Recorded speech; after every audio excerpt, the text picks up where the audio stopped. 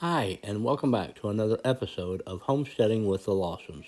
Our ancestors used many foods and plants that we would never use today because we don't know about them. Our ancestors used those types of plants and foods to survive their hard times. Those type of plants I'm referring to were not just used for food, but also for medicines. Those survival plants were now considered weeds by most.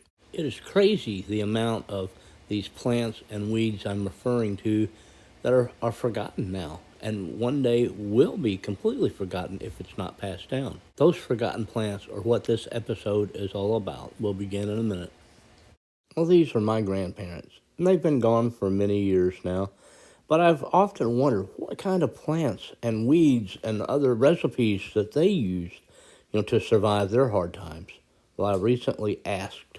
Only a few of my ancestors have those recipes. All can remember them being cooked, but hardly any can remember the recipe. Well, one of my mom's relatives sent me some of this information about those lost plants, and here they are.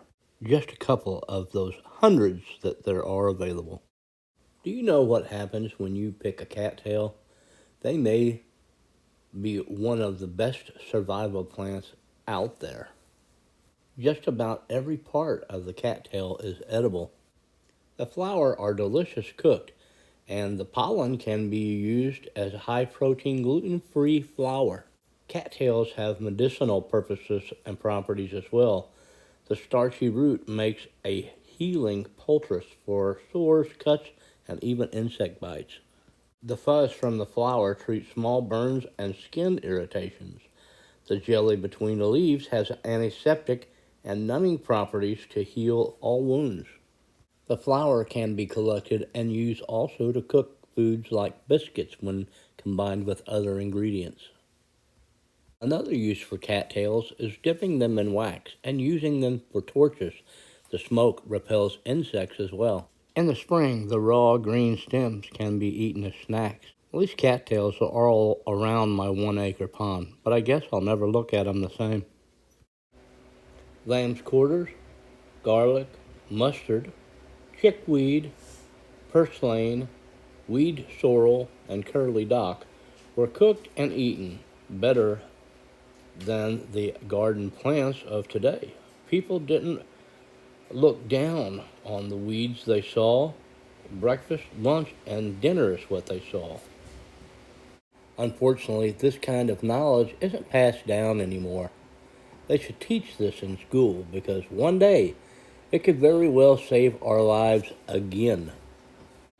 Purslane is one of the most nutritious, dense foods on earth. Just an example of one of the many plants may be growing in your own backyard. Most of these weeds that I described are not only free, but they're grown most all over North America. Now, they mostly all end up in the compost bin instead of our family's plates. There are nearly 400 of these type of weeds and plants and trees that should be brought back again. If you're interested in these type of plants, you can find books on foraging, edible wild plants, and medicinal plants. Thanks for joining along with us today. If you like this, you can help us by hitting subscribe, share, or like. And as always, God bless you.